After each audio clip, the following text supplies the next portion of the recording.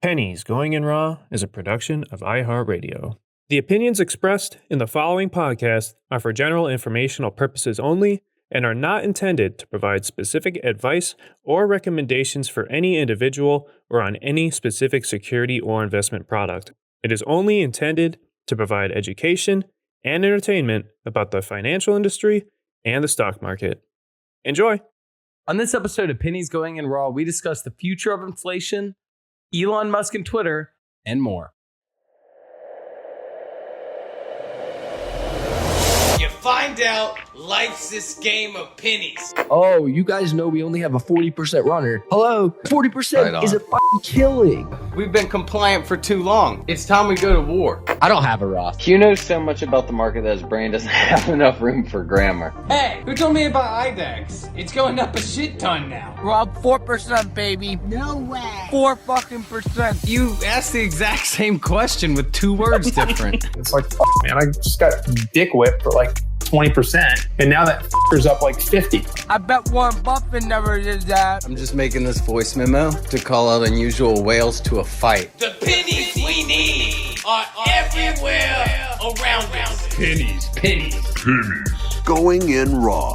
Featuring Dan, Deity Dips, And Hugh Honey.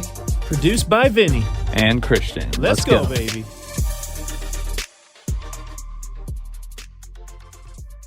Welcome back to another episode of Pennies Going in Raw. Today is Wednesday, April the 6th. SPY still just kind of staying in a range, but the biggest news we kind of had either Sunday or Monday was that Elon Musk was taking a 10%, around 10% stake in Twitter, making him, the largest shareholder, putting him on the board, I believe. And Twitter, ran accordingly. Not going to lie, I took some puts on Tuesday just for April 14th in case it wants to go back down to reality. His first tweet about it, or one of his first tweets about it was, do you want an edit button with a poll? I'll tell you why an edit button's stupid after this. But what are your thoughts on... Ooh, okay. An edit button. You want me to go ahead for the edit button? I'll go ahead. Yeah. Because I'm interested in it especially someone who would love an edit button. Yeah, so I can stop having the grammar police in my comments. I would love it. Imagine you retweet someone, and then 10 minutes later you're getting text. Why the fuck would you retweet that? Whoa, okay, what the fuck, you? And they just edited it to say something crazy. Well, couldn't you have this was edit at the bottom edited, let's call it 12:02 p.m. Okay, so Facebook has the on Facebook you can see all the edits that it previously made. I mean, yeah, I guess that'd work, but at the same time, I mean, I wouldn't be retweeting much stuff if I knew someone could edit it to say whatever they want. No, sure. No, you're totally right. The one thing, maybe it's just actually, that's a pretty good point. I only think of it from my perspective, which is, grammatically speaking, even yesterday, I commented on Elon Musk, and I used the wrong your, which I do countless times. And I had 17 or 18 comments, about the right way to say yours. So that would be a time where I would love to be able to edit that. Yeah, see, well, maybe it's something where you can only make maybe they should only make it if their spell correction at the end is hey, you tweet it and it's hey, are you sure you don't want to edit these words? Yeah. One other thing that I wanted to just while we're on this side of the Twitter conversation, do you think there's a chance that they reinstate Trump? I know that today being Tuesday, that they came out Twitter saying that they would not reinstate Trump. But what do you think? You got any opinion on that? Do I think Twitter will reinstate Trump? I think his profile. Well, yeah, you're saying unban him. Unban him. I think Elon Musk will push for it. I think Twitter's kind of liberal, but at the same time, you go deep inside of Twitter, and it's still probably the raunchiest mainstream social media. outside of like Reddit or 4chan or something like that. But I think they should, for sure. I think it says something about freedom of speech. I mean, what is he gonna do now? I mean, it's not like we have the leader of the free. He's not the leader of the free world tweeting this shit. He's just a dude. So yeah, I don't know. Maybe. Hey, so you're saying there's a chance? I think there's always never say never. I mean, I don't want to have to switch to the truth platform. Yeah, I mean, I think it'll definitely be interesting from like. So the interesting thing is that he only will have one board seat, which right now one board seat doesn't seem like that much, but for anyone that follows like boardroom dynamics, and especially about Elon Musk, it'll be interesting to see at the next board meeting if things that typically, for anyone that watches Billions, I think that this is what I go back to when I think about this, is that I think it'll be really interesting to see if something comes along like a situation where Musk has been planning this and he decides to come out with like some outlandish plan. And again, he only has one board seat, so it's not like he has like all the power in the world. But is he able to flip some of the longtime standing board members? That's where I think it'll get interesting, because in any typical, like let's even take like any typical I'm not going to use the right word, but when you have someone who goes into a company and kind of turns the company inside out, typically the board is pretty persistent against that. And the, let's call it like the corporate raider, which, obviously Musk is not a corporate raider, but, in most situations, corporate raider, there's a lot of pushback until the board really has no chance, or, really has no choice. But with something like Twitter, I could see where, Elon Musk already has a vision, and the next board meeting, he goes in there and he flips around the board and some crazy shit happens. Like, I would not be shocked if that happened, because I think that Elon, I mean, the one thing that we've learned over the past decade is don't doubt Elon Musk. And so I don't know. It'll be really interesting to me. The other thing is that I think I saw it from TrendSpider. And TrendSpider had that based on, or maybe it was Will Mead, that based on the average VWAP or whatever, that Elon Musk probably bought them underneath 40 his shares. So on his $3 billion investment, he's already up like $1 billion. Yeah, no, he knows how to make his money, dude. Great pumper. Yeah. So I think it'll be really interesting. But like I said, from the other side of Twitter, I commented underneath the CEO today, because the CEO was like, we've had tons of conversations with Elon Musk. We can't wait for this. I assure you that Twitter did not want this. But by him getting a board seat, he is capped at a certain percentage. So I know that there was a lot of rumors out there, or, especially the first day, that Elon Musk, would take the company private or whatever.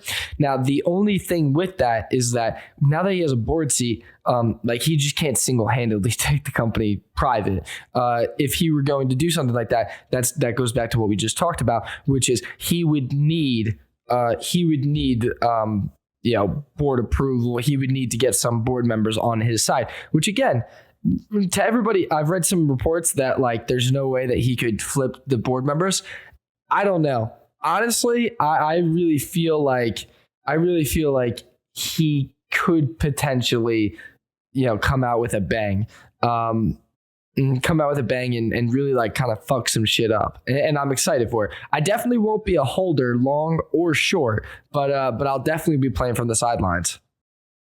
Yeah, no, I mean, I think it's just a fun thing to watch, just because just one guy has this much effect on everything he enters, everything he takes part in, everything he tweets about. It's all Elon. Yeah, it's all Elon, and also it really changes the game now because let's just say they tweet something that typically Twitter would be against. I mean, what are they going to do? Like, he'll just walk in the next board meeting and be like, I want to change the community guidelines. Yeah. like that's just so wild to me. By the way, we're it's cool. unbanning Trump. Yeah, literally. Like that's like he pretty much does whatever he wants. So but this is the situation where I really think that that like we've never seen an Elon Musk. And what I mean by that is that like nobody has the resources and has been able to do what he does. And a lot of that comes down to the risks that he took. From PayPal, took that money. Like most people I would have just bought an island and told everyone to go, fuck off for a few years. Then he almost went broke. Yeah. Yeah, he almost went broke. He literally put every single penny that he had into Tesla and was financing Tesla. When he couldn't get a bank to finance Tesla, he was single-handedly financing Tesla. And from there, I mean, like literally, like he would have gone broke if Tesla didn't work. And then, so he deserves this, and that's why I think that like we've never seen an Elon Musk, because it's wild, like it's crazy. But that being said, he's now able to do things like this, which is really fun to watch. The one thing that I will say though is that I think last August we talked about how I wouldn't be shocked if Elon left Tesla within the next 3 to 5 years. And I think that we're starting to see leave it as a whole. Maybe not leave it as a whole, but leave more of the day-to-day operations, maybe he moves more of like a overall like chairman role or something. I think he's always may not. Yeah, I think he may go for Tesla, but do you think goes more all into SpaceX though? Because I mean, I think that's more of his like ultimate goal. Yeah, no. That's what I mean is I think it might be like more of a transition. Like he kind of does what he wants for a few years, and then he just SpaceX. Because Tesla at this point, it's such a well-oiled machine, I would say. And not that it's like Ford where it has like 100 years of 100 years of history, but I mean in the sense that like I think we can all agree that like Tesla's working. So like he's not handling like those big brain problems anymore. Like I saw like a few glitches here and there. Maybe a new model, maybe a new update, stuff like that. But nothing too insane. Where nothing too insane. Where it's like life or death of the company. All right. Well, sticking on Elon, do you think I thought today when there was the Tesla news and we saw like the EV sympathies, do you think there's ever going to be like the Elon index? Like shit, he's obviously you kind of get it with some things minorly, but do you think it could be Twitter starts running with other shit now, or is that just not possible? I don't know. I think it depends what he does with Twitter, because here's the thing is that Twitter's market cap currently makes no sense comparative to their revenue. And what I mean by that is that they have such a strong platform and they have under-monetized it completely. Like they've completely in my opinion, have misused. Yeah, I mean, it totally blows that the like app we're the most popular on is the one with no monetization for yourself. Like no one's fucking super following your ass. Yeah, exactly. And so it's really like you're either a Twitter person or you're not a Twitter person. Where it feels like with Instagram, everybody has an Instagram. It's just, do you love Instagram or do you kind of like Instagram? And then it's like, are you making money from Instagram? Because like that, you can make a ton from Instagram, YouTube, exactly, even Facebook, I think. Exactly. Where with Twitter, it's like you either love Twitter or you hate Twitter. And so I think that with that being said, where their market cap is right now, I mean, the multiples are ridiculous. But can they come in there and change some things around and make it a really good platform? I think so. But with that being said, I think eventually when Musk starts to like become more liquid, he probably does like what Gates does and like what KD does, and he probably just opens up a fund. KD, Kevin Durant. Yeah. Yeah. I didn't know it was like that, dude. Okay, so through their investment company, 35 Ventures, Durant and business partner Rich Kleinman invested in Coinbase back in 2017.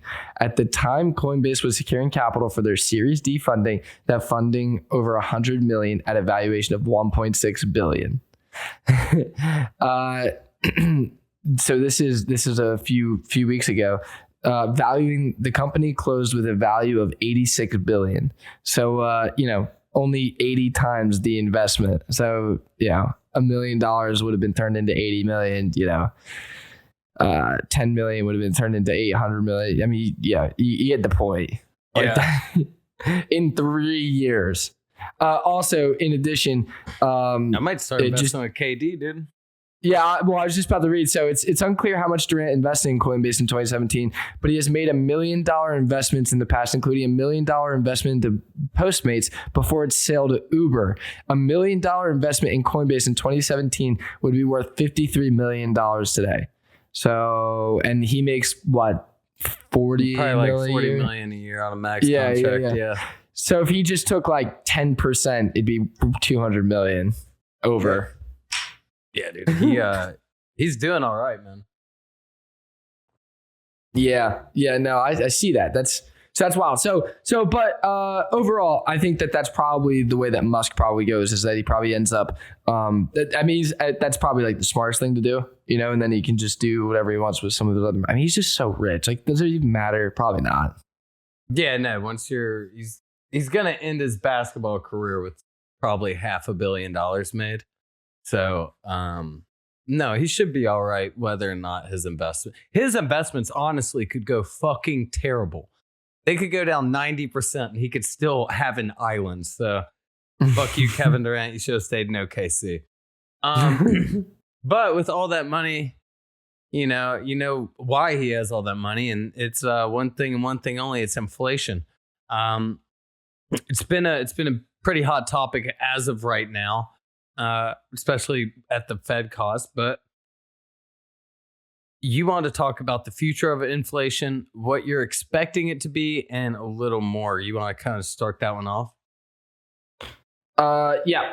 So one of the questions that I've been getting a lot recently, and I even talked about this on Kane Capital's podcast yesterday. Shout out to those guys, really cool dudes. One of the things that I keep talking about with the market, and if I think it's going to go higher or not, is based on the next inflation reading.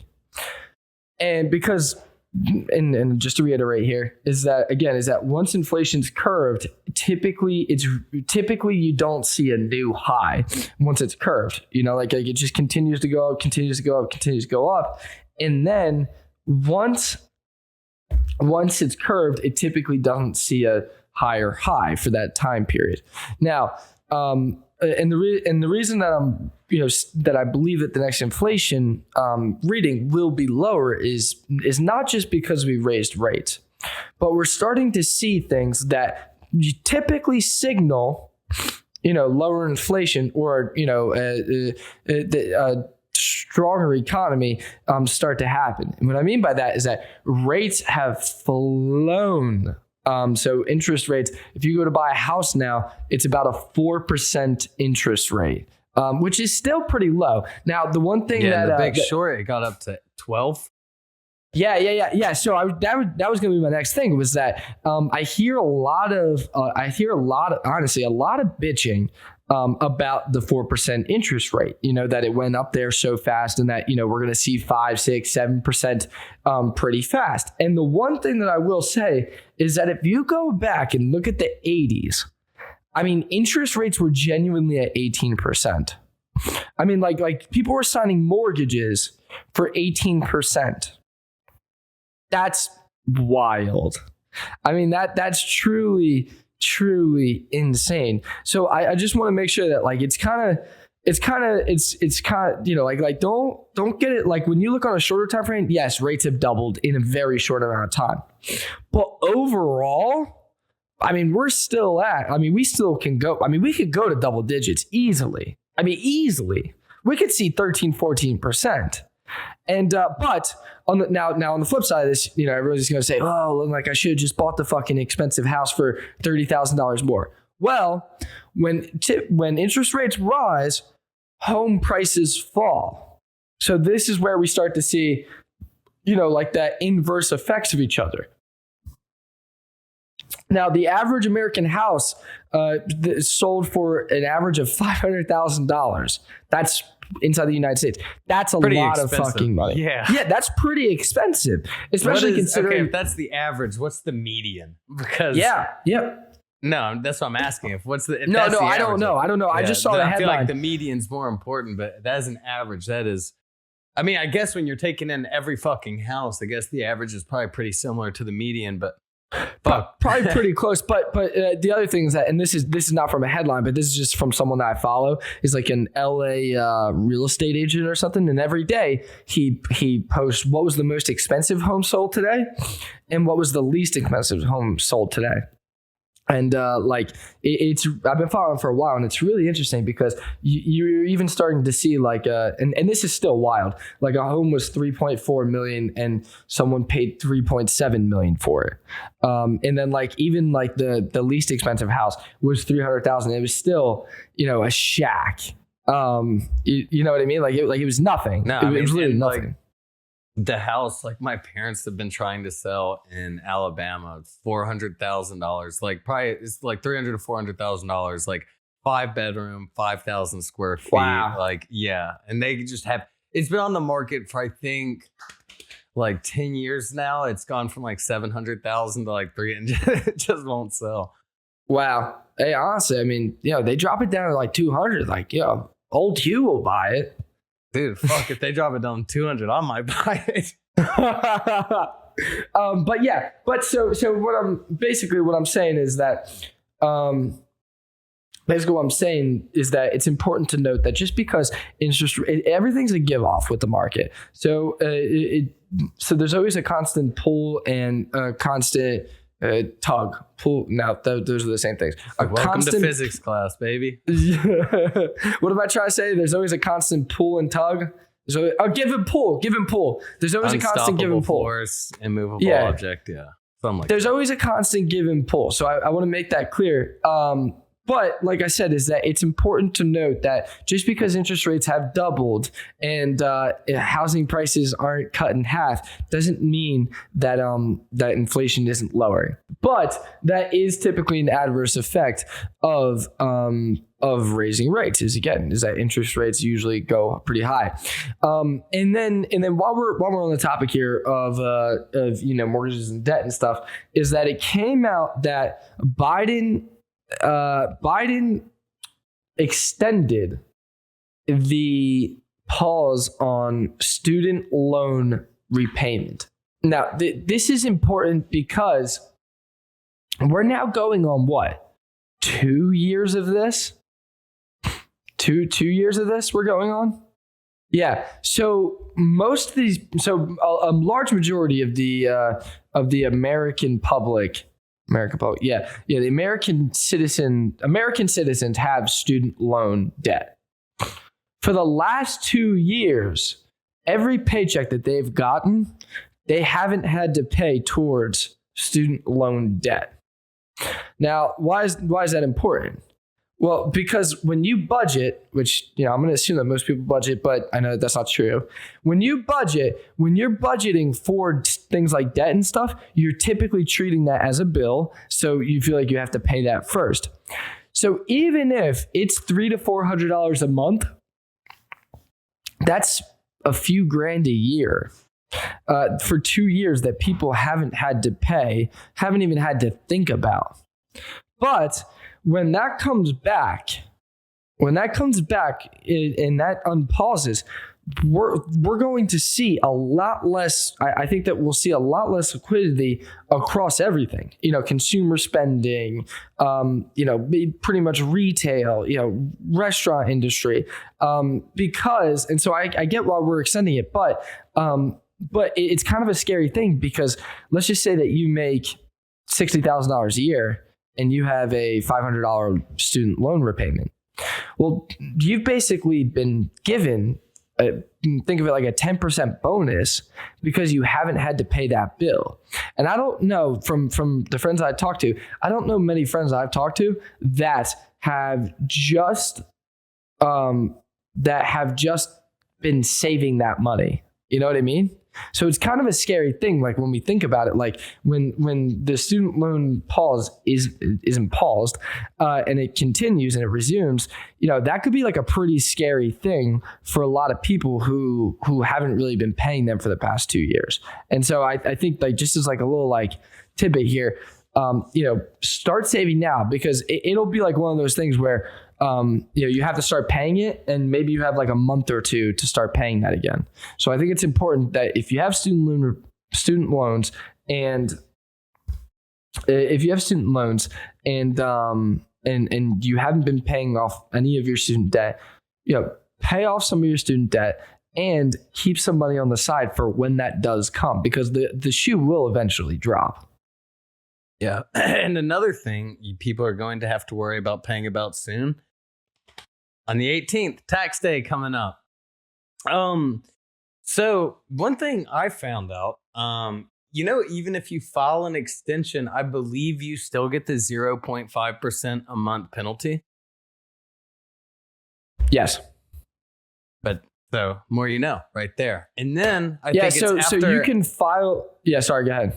Well, I was just going to say, and after I think you make it all the way to April 15th of next year, you start getting a daily 3% interest rate on your 0. So every month you don't pay or whatever you're missing on the payment, you get 0.5% penalty. After I believe a year or whenever that hits 25%, you hit you have to start paying 3% interest on your penalty daily. And it adds up more and more. So whoa, really? Yeah. I didn't know that. I'll read you the thing. The late payment penalty is 0.5% of your unpaid tax bill for every month or fraction of it. If it remains unpaid up to a maximum of 25%. After April 15th, which I imagine is either 23 or 24, 2023 or 2024, interest accumulates daily on your unpaid tax bill until it's fully paid off. The current rate is 3% and subject to change. So, wow. Yeah, obviously big reason to pay your taxes. But it seems like with the extension, you still have to pay that 0.5%. And obviously, if you had to pay $100,000 in taxes, that's only an extra $500. So in the grand scheme of things, it's not too much per month. So that is coming up. Yeah, no, but to your point, no, it is important because you still do have to make a payment even if you do the extension. Yeah. So that is definitely important. And then the other thing was that it just came out while we're recording this a few minutes ago. Twitter says companies have been working on an edit feature since last year. Great. See, the thing is, it shouldn't take a whole year to make an edit feature. So hopefully they're doing something to make it so you can't get fucked over. And I don't retweet something that's like, oh my God, Marshawn Lynch is coming back to the NFL. And then it's like, I hate dogs. I hope they all burn, Yeah. So from Twitter comms, I guess it's like Twitter communications, their Twitter. Now that everyone is asking ... Yes, we've been working on an edit feature since last year. No, we didn't get the idea from a poll. Winky face. We're kicking off testing within Twitter Blue Labs in the coming months to learn what works, what doesn't, and what's possible. So it kind of feels like a little bit of a dig there at old Musk when they say, no, we didn't get this idea from a poll. Well, yeah, face. Obviously people have been asking for that shit for fucking 8 years if they just noticed it because Elon Musk tweeted it out and they're blind. So I think it'll be really interesting because it kind of feels like it really does feel right now like Twitter's kind of scrambling to kind of handle this from like a PR perspective, with the CEO tweeting like, oh, welcome Musk. The HR is like, fuck Elon Musk. Damn it. He just got over the whole Donald Trump thing. Yeah, and the lawyers. Can you imagine being a Twitter lawyer? They're like, "Fuck, they're gonna have to appoint this guy to the board." And this man, are you guys sure $60 billion is worth this? Like, yeah. Like, should we just close the doors? We could start a new app. Yeah, it's fine. The other thing that I saw while we're on this subject is that I saw a funny meme where it said Elon Musk spends $3 billion so he can make an edit button on Twitter just so he can go back and edit some SEC tweet or something that got him in trouble, just so you can fuck with the SEC.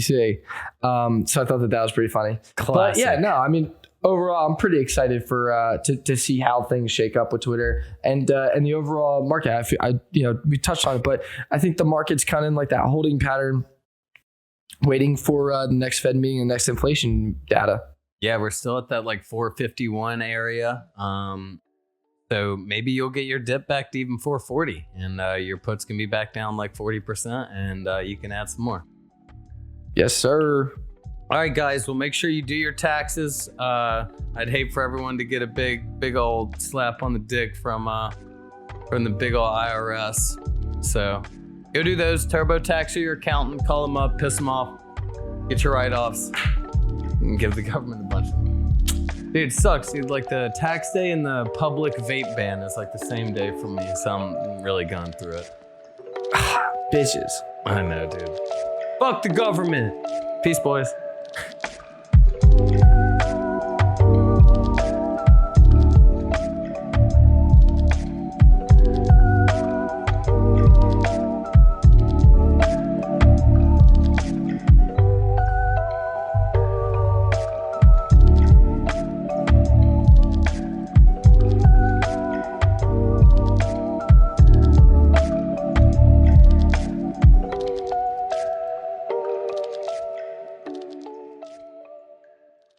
Pennies Going in Raw is a production of iHeartRadio. For more podcasts from iHeartRadio, visit the iHeartRadio app, Apple Podcasts, or wherever you get your podcasts.